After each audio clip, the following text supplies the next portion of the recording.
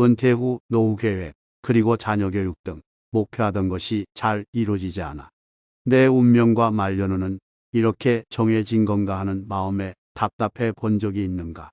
흔히들 인생이 잘 풀리거나 유달리 좋은 일이 많이 일어나는 사람들을 보며 저 사람은 복이 많다는 표현을 쓰곤 한다. 재물복, 자식복, 인복 등 이런 표현을 듣다 보면 왠지 우리의 인생은 어떤 운명으로 정해져 있다는 느낌을 받는다. 그렇다면 내가 아무리 노력해도 은퇴 후 나의 팔자와 운명을 바꿀 수는 없는 것일까? 과연 송충이는 솔잎만 먹고 살아야 하는 것일까? 정답부터 이야기하자면 운명과 복이라는 건 정해진 것이 아닌 개인의 의지와 노력을 통해 바꿀 수 있다는 것이다. 그럼 여기서 한 가지 의문이 생긴다. 과연 모든 사람이 이렇게 자신의 운명을 바꿀 수 있는 것인가 하고 말이다. 이에 대한 해답을 얻기 위해 말년에 대운이 들어오는 사람들의 특징 세 가지를 정리해 본다. 첫째, 겉으로 보기엔 인생을 굉장히 대충 사는 것처럼 보인다. 이 사람들은 학습을 통해서든 아니면 본능적으로든 인생에 힘을 주면 삑사리가 난다는 것을 매우 잘 알고 있는 사람들이다. 아마 골프를 조금이라도 쳐보신 분들은 잘 아실 것이다. 스윙을 잘하기 위해선 몸에 힘을 빼야 한다는 것을 말이다. 그래서인지 골프의 대가들 역시 하나같이 이렇게 입을 모아서 말을 한다. 공을 멀리 내보내기 위해 힘을 주면 슬라이스가 나거나 뒷땅이 나서 손목만 다칠 뿐이다. 그러니 힘을 빼야 한다. 골프 헤드를 휘두르려 하지 말고 헤드에 끌려가 보라고 말이다. 우리네 인생도 똑같다. 오늘도 많은 사람들이 원하는 것을 이루기 위해 그리고 본인의 운명을 넘어서기 위해 애를 쓰며 살아가고 있다. 하지만 운명을 뛰어넘기 위해선 그리고 인생이 술술 풀리기 위해 중요한 것은 먼저 힘을 빼는 것이다. 여기서 힘을 뺀다라는 말은 여러 가지로 해석이 될 수 있다. 먼저 가장 직관적으로는 어떤 일에 내 모든 걸 전부 걸지 말라는 뜻이다. 어떤 일에 내 모든 걸 걸어버리면 사람이 너무 간절해지는 법이다. 일주일 동안 물 한 모금 마시지 못한 사람을 생각해 보라. 당장의 갈증을 해소하는 게 인생의 전부가 되어버린 상태라면 그 일의 성패에 좀비처럼 갈증을 내고 물을 보면 눈이 뒤집히면서 앞뒤 안 재고 달려들게 될 것이다. 하지만 사람이 앞뒤도 좀 재고 옆도 보고 하며 살아야지. 너무 맹목적으로 무언가에 매달리는 순간 이성을 잃고 감정적이게 되기 마련이다. 본인은 목표를 이루기 위해 그리고 운명을 뛰어넘기 위해 이렇게 살아간다 생각하지만 이런 모습이야말로 되려 본인을 숙명의 늪으로 빠져들게 하는 것이다. 그냥 모든 일이 그렇다. 그리고 나이가 들수록 인생이 풀리는 사람들은 이러한 부분을 기가 막히게 잘 깨우치고 있다. 너무 힘을 주고 간절해지면 그리고 내 모든 걸 걸어버리면 망하게 된다는 진리를 말이다. 그래서 주위를 한번 둘러보라. 무엇인가 제대로 각 잡고 달려들어서 해보려는 사람치고 어떤 좋은 성과를 낸 사람은 많지 않을 것이다. 반면 겉으로 보기엔 인생을 대충 사는 것 같은 사람들이 좋은 성과를 내거나 좋은 일로 가득 차는 경우가 있을 것이다. 물론 이 사람들이 말 그대로 인생을 정말 대충 사는 것은 아니다. 단지 이 사람들은 인생이 그저 흘러가도록 놔두는 법을 알고 있을 뿐이다. 이 사람들은 이것저것 해보다가 간혹 운 좋으면 발에 뭐가 하나씩 채이는 게 인생이고 그것이 인생의 묘미라고 생각하는 사람들이다. 각 잡고 내 인생을 예쁘게 재단해 보려고 가위 잡고 달려드는 사람들과는 다르다는 이야기다. 인생이란 내 마음대로 오려지지 않는 경우도 많고 오리면 안 되는 부분을 오리게 되는 경우도 많다. 그냥 그렇게 내 맘대로 절대 안 되는 게 인생이다. 그래서 결론은 내려놓아야 한다는 것이다. 내가 어떻게 할 수 있다고 장담하지 말고 절대 힘을 주지 말아야 한다는 것이다. 조금 인생에 담백해질 줄도 알아야 한다. 감정을 덜어내고 앞뒤도 좀 보고 하면서 플랜 B도 세워가면서 가짓거 좀 안 되면 어때? 나 그래도 아무 문제 없어. 와 같은 마음가짐으로 조금은 대담하게 말이다. 되려 더 멀리 돌아가는 것처럼 보이는 이 방법이 말년의 대운을 불러일으키고 당신이 보다 더 편안한 노후를 보낼 수 있도록 해주는 더 좋은 방법이 될 수 있다. 둘째, 노력한 만큼 대가가 나오지 않는다는 뜻을 제대로 이해하고 있다. 살면서 노력해라라는 말 귀에 못이 박히게 들어보셨을 것이다. 일을 못해도 노력해라. 돈을 못 벌어도 노력해라. 관계를 개선하려면 노력하라처럼 노력이라는 단어는 무엇인가 부족하거나 채워지지 못한 것을 채우기 위한 사회적인 만병통치약처럼 되어버렸다. 하지만 실제 인생을 살아보면 어떤가? 노력한다고 다 되는 게 아니라는 걸 아마 자주 느껴보았을 것이다.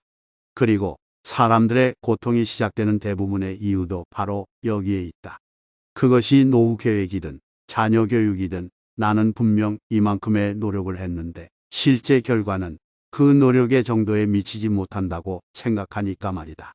그걸 두고 우리는 보통 이상과 현실의 괴리라고 표현을 한다. 그런데 이걸 조금 바꿔 표현하자면 대부분의 사람들은 10만큼의 노력을 넣으면 10만큼의 결과가 나와야 된다고 그렇게 믿고 있다는 이야기가 된다.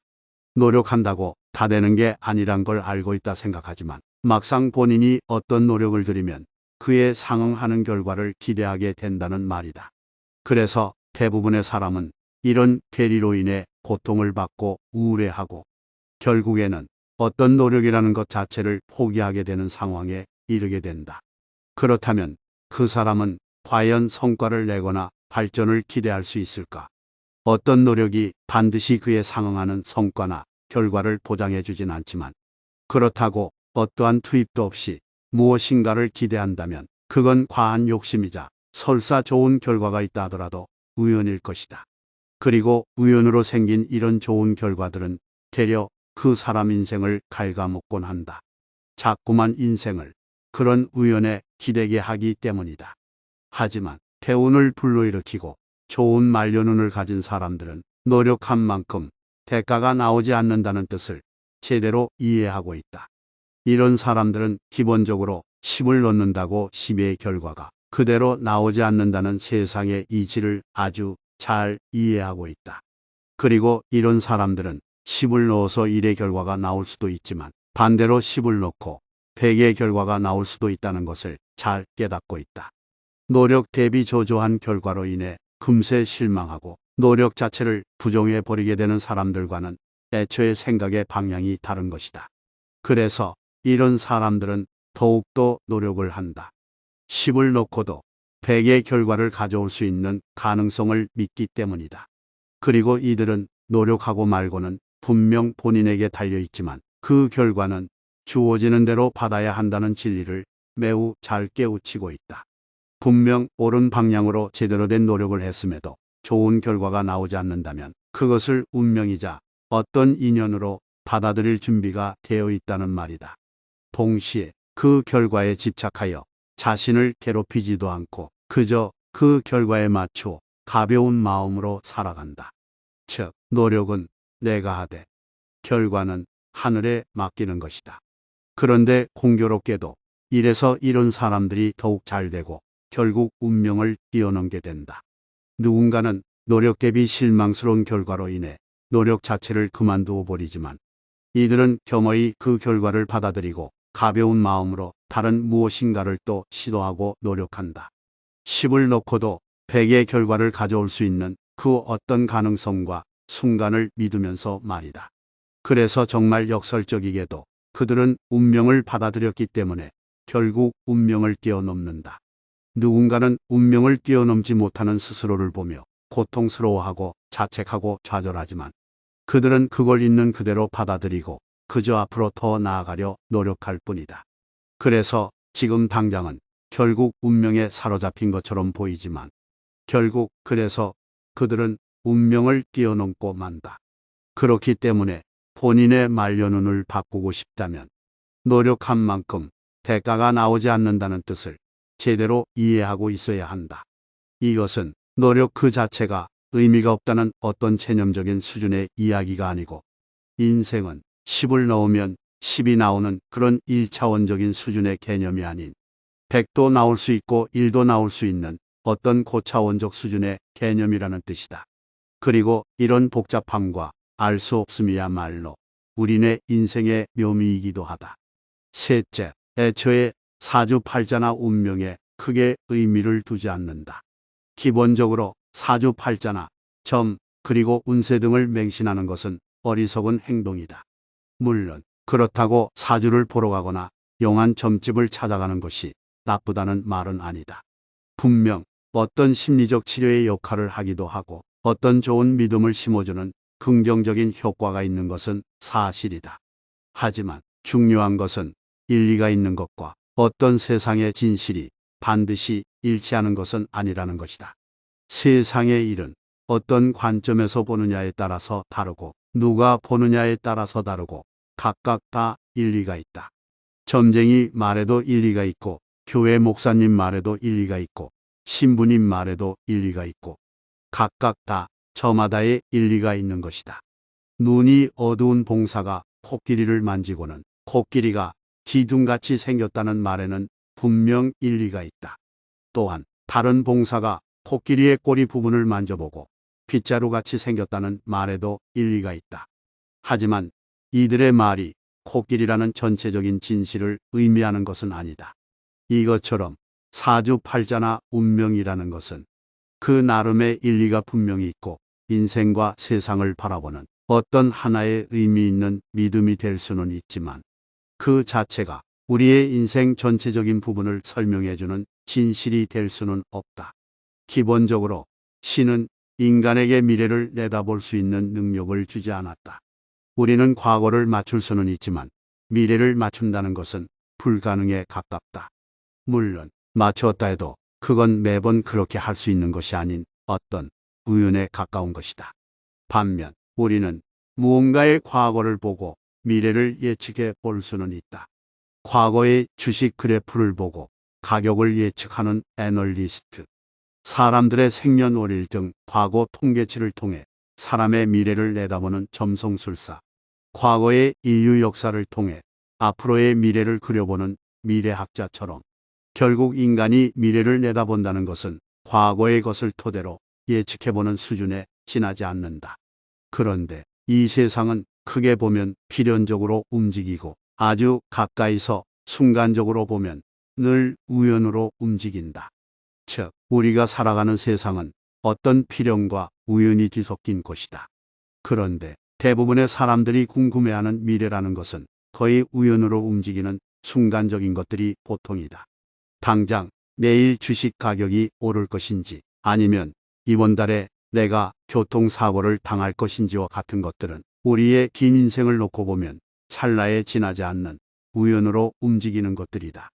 이러한 것들은 우연에 지나지 않기에 우연으로 맞출 수는 있어도 이러한 우연에 의존하여 인생을 살아갈 수는 없다. 그리고 이러한 것들을 두고 운명이라고 하지는 않는다. 하지만 이번에는 관점을 조금 다르게 하여 필연적으로 움직이는 것들에 집중해 보겠다. 어떤 사람이 돈을 많이 벌고 싶어서 돈을 많이 벌 수 있는 무엇인가를 지속적으로 찾아다니며 살았다고 해보자. 그리고 그렇게 30년을 그 사람이 살았다고 해보자. 과연 그 사람은 30년 뒤 돈이 많겠는가 적겠는가? 아마 대부분은 많을 거야 라고 생각한다. 왜냐하면 그렇게 30년을 살았으니까 말이다. 이 사람에게 있어서 돈을 많이 버는 것은 필연이 된 것이고 그렇게 필연이 된 배경에는 그렇게 30년을 살아온 과거가 있기 때문이다. 물론 그 사람은 30년 뒤에 돈이 많지 않을 수도 있다. 만약 그렇다면 그것은 그 사람의 운명인 것이다. 그렇게 옳은 방향으로 올바른 노력을 했음에도 그것을 이루지 못했다는 것은 그 나름의 이유가 있는 그 사람의 운명일 것이다. 하지만 그 사람이 30년 뒤 돈이 많을까라는 질문에 돈이 많을 것 같다고 대답한 우리들 스스로가 이미 알고 있듯 운명이라는 것은 이런 필연의 이유를 쌓아감으로써 변화시킬 수 있고 바꿔갈 수 있다. 이걸 알기에 운명을 뛰어넘는 사람들은 사주팔자나 운명 따위에 크게 의미를 두지 않는다. 사주나 운명이라는 것은 필연의 이유를 긴 세월 쌓은 뒤에야 운운해 볼 수 있는 그 어떤 것이라는 것을 매우 잘 알기 때문이다.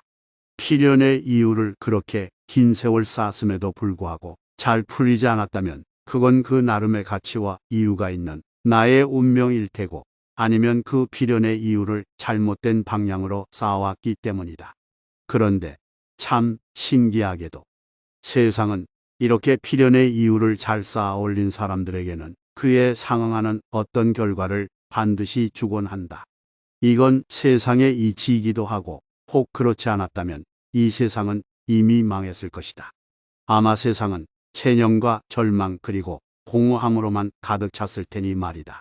그래서 아주 역설적이게도 사주팔자나 운명에 큰 의미를 두기 시작하면 되려 인생이 어떤 정해진 숙명에 묶이게 되는 것이고, 반대로 이것에 큰 의미를 두지 않고 순간의 결과에 연연해 하지 않으며 차곡차곡 필연의 이유를 쌓다 보면 결국 운명과 사주팔자를 뛰어넘게 되는 인생을 살게 되는 것이다.